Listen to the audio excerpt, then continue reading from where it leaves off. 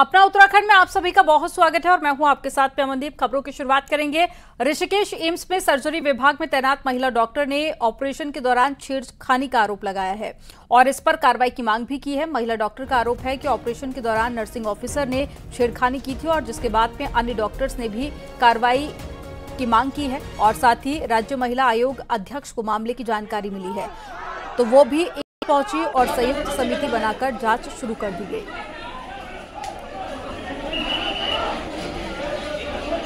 और घटना होना ये बहुत दुर्भाग्यपूर्ण है कि अगर ऑपरेशन में कोई डॉक्टर लेडी डॉक्टर है और वो वहाँ पे भी सुरक्षित नहीं है तो इससे बड़ा दुर्भाग्य और नहीं हो सकता है। हरियाणा से चुनाव प्रचार कर लौटे सीएम धामी ने सीधे सचिवालय पहुंचकर चारधाम यात्रा, पेयजल किल्लत और जंगल की आग की रोकथाम के लिए किए जा रहे कामों की समीक्षा बैठक की।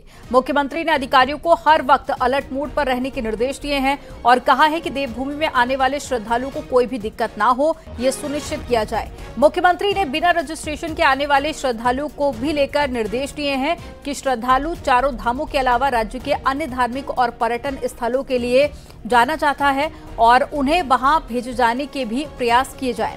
मुख्यमंत्री ने बिजली की आपूर्ति को लेकर तीनों निगम यूपीसीएल, यूजेवीएनएल और साथ ही पिटकुल को लेकर भी निर्देश दिए हैं और कहा है कि समन्वय बनाते हुए बिजली आपूर्ति की व्यवस्था सुनिश्चित की जाए।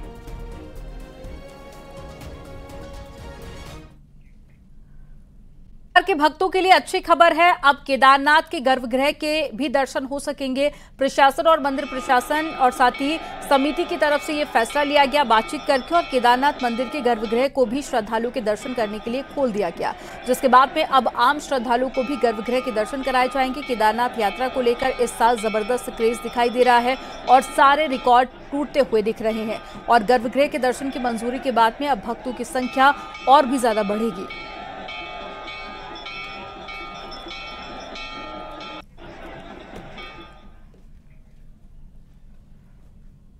चारधाम यात्रा के लिए रेगुलेटरी अथॉरिटी बनाने के लिए सीएम पुष्कर सिंह धामी के प्रस्ताव का पूर्व मुख्यमंत्री त्रिवेंद्र सिंह रावत ने समर्थन किया है। त्रिवेंद्र रावत का कहना है कि चारधाम यात्रा में हुजूम हर रोज बढ़ने वाला है। अगर इसको अभी से मैनेज नहीं किया गया तो भविष्य में ये समस्या और भी बढ़ने वाली है, इसलिए एक रेगुलेटरी अथॉरिटी बनाना बेहद जरूरी है। उन्होंने कहा है कि कार्यकाल में जिस देवस्थानम बोर्ड का गठन किया गया था उसके पीछे भी यही मंशा थी। कोई न कोई व्यवस्था वहाँ के लिए ठोस बननी चाहिए और अगर हम चाहते हैं कि हमारी यात्रा सुरक्षित हो, सुव्यवस्थित हो, तो कुछ लोग नाराज होते हैं, नाराजी भी झेलना चाहिए। शासन का काम सबको खुश करना नहीं है। कुछ लोग नाराज होते हैं, उसकी चिंता नहीं करना चाहिए और ठोस कदम उठाना चाहिए। कल से हेमकुंड यात्रा की शुरुआत हो रही है और पंच प्यारों की अगुवाई में ऋषिकेश से बुधवार को हेमकुंड साहिब की यात्रा का आगाज किया जाएगा। यात्रियों का पहला जत्था उत्तराखंड के राज्यपाल गुरमीत सिंह रवाना करेंगे और पहले दिन जत्था श्रीनगर विश्राम करेगा और 23 मई को यात्रियों का जत्था गोविंद घाट पहुंचेगा। 24 मई को यात्रियों का जत्था हेमकुंड साहिब के दूसरे पड़ाव घाघरिया पहुंच जाएगा और 25 मई को सुबह 6:30 बजे यात्रियों का जत्था घाघरिया से हेमकुंड साहिब के लिए रवाना होगा और उसी दिन हेमकुंड साहिब के कपाट ग्रीष्मकालीन के लिए खुल जाएंगे। इस बार हेमकुंड आने वाले तीर्थ यात्रियों की संख्या 3500 निर्धारित की गई है।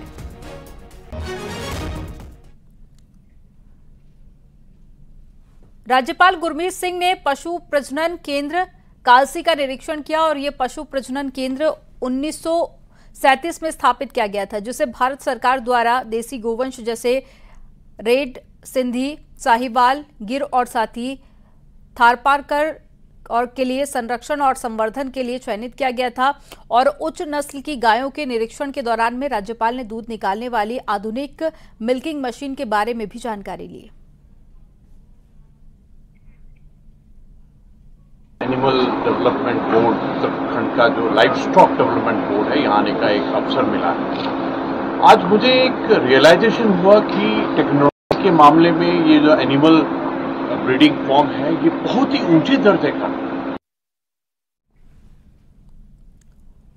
सीएम पुष्कर सिंह धामी का दूसरे राज्यों में पार्टी के लिए प्रचार अभियान जारी है। आज सीएम धामी हरियाणा रहे। यहां पर कैथल में सीएम धामी ने प्रबुद्ध नागरिक सम्मेलन में शिरकत की और कुरुक्षेत्र से बीजेपी उम्मीदवार नवीन जिंदल के लिए वोट की अपील की। वहीं सीएम धामी ने विपक्ष पर हमला बोला। सीएम ने कहा कि विपक्ष ने सिर्फ तुष्टीकरण भ्रष्टाचार को बढ़ावा दिया है। आज एक धर्म युद्ध चल रहा है। एक और गौरव रूपी कांग्रेस, आप पार्टी, समाजवादी पार्टी, अनेक पार्टियां जो तुष्टीकरण को बढ़ावा देने वाली पार्टियां हैं, वो गौरव रूपी पार्टियां हैं। और दूसरी ओर अकेले धर्म ध्वजा लिए हुए माननीय प्रधानमंत्री मोदी जी हैं। भाइयों बहनों, ये देश, ये युद्ध में देश में राष्ट्रवाद और विकासवाद की विचारधारा बना। एक तरफ है विकासवाद, एक तरफ है राष्ट्रवाद, दूसरी तरफ है तुष्टीकरण, भ्रष्टाचार और परिवारवाद। वोट की खातिर पहले अवैध बस्तियां बसाई जाती थी और चुनाव आते ही उन्हें तोड़ने और बचाने की सियासत भी शुरू हो जाती थी। देहरादून में भी निकाय चुनाव से पहले मलिन बस्तियों पर ऐसा ही संकट मंडरा रहा है। कांग्रेस का कहना है कि वो एक भी घर नहीं उजड़ने देगी। रिपोर्ट आपको दिखाते हैं।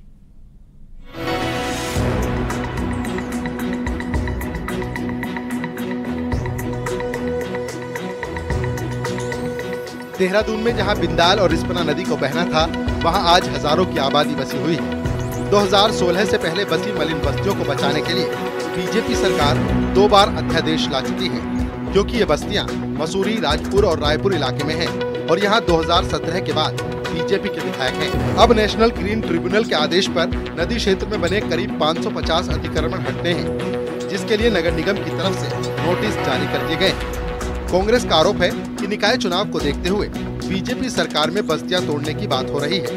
राजपुर से कांग्रेस विधायक राजकुमार का कहना है कि वो एक भी घर नहीं उजड़ने देंगे।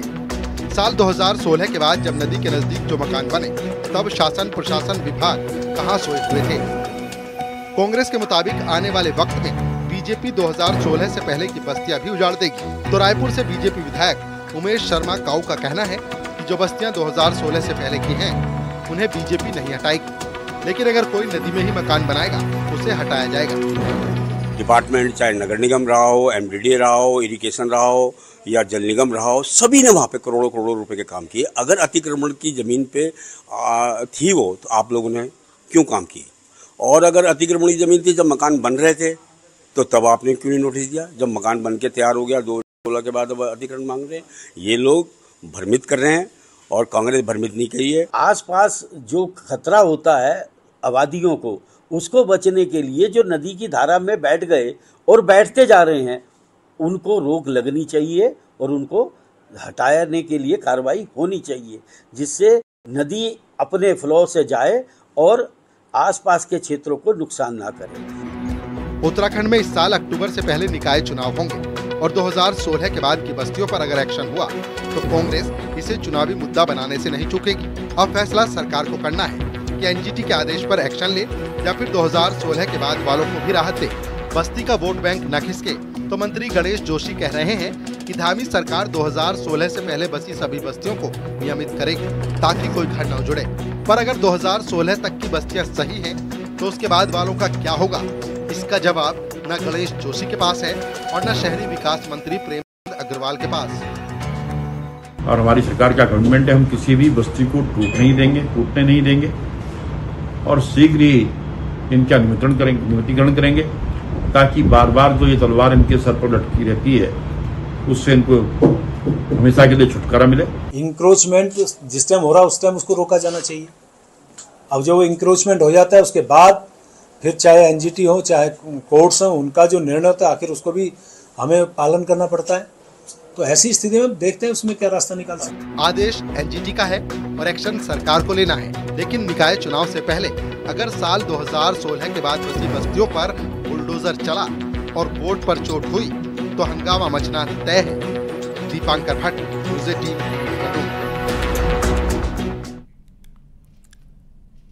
केंद्र सरकार के dream project Rishikesh Karnaprayag rail परियोजना में अब एक और स्कैप टनल का ब्रेक थ्रू हुआ है और खांकरा से डूंगरी पथ के बीच में 5.1 किलोमीटर की स्कैप टनल का ब्रेक थ्रू हो गया है और 125 किलोमीटर ऋषिकेश कर्णप्रयाग रेल परियोजना में ऋषिकेश से कर्णप्रयाग के बीच में 9 पैकेज में कार्य चल रहा है और एक पैकेज 7A पर भी सबसे पहले 2.0 किलोमीटर के स्कैप और मेन टनल का ब्रेक थ्रू किया गया और दूसरे स्कैप में जो कि 5 किलोमीटर है उसका भी कल ब्रेक थ्रू किया जाएगा।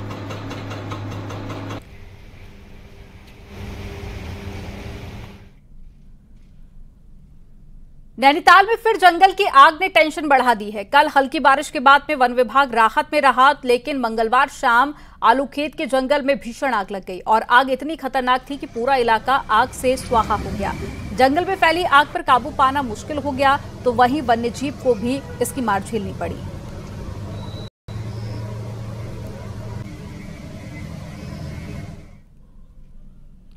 उत्तराखंड में जंगल की आग ने इस बार पिछले फायर सीजन के सारे रिकॉर्ड तोड़ दिए हैं।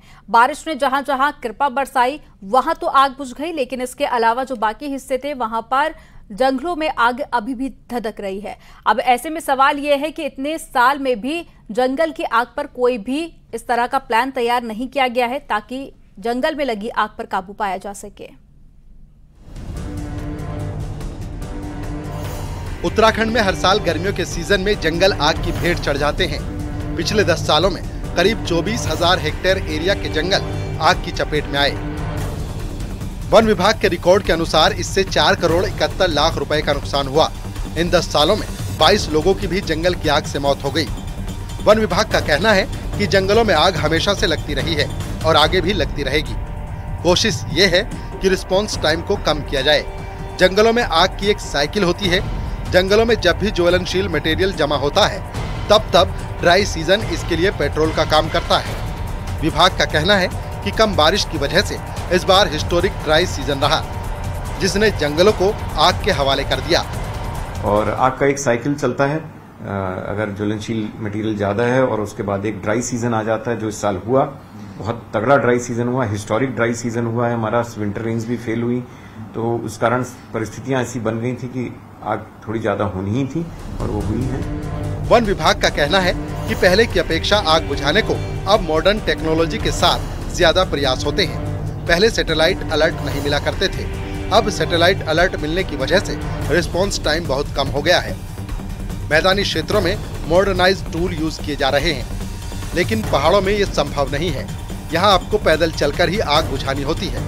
जब तक लोग हैं, जब तक जंगल हैं, जब तक सूखे स्पेल्स आएंगे तो आग तो लगेंगी ही, लेकिन आइडिया यही कि हमारा रिस्पांस टाइम कम से कम हो, डैमेज कम से कम हो, तो इसी उस पर हम आगे बढ़ रहे हैं। उत्तराखंड में इस साल भी अब तक 1100 से ज्यादा फायर इंसिडेंट हो चुके हैं। इससे करीब 33 लाख के नुकसान का आकलन किया गया है।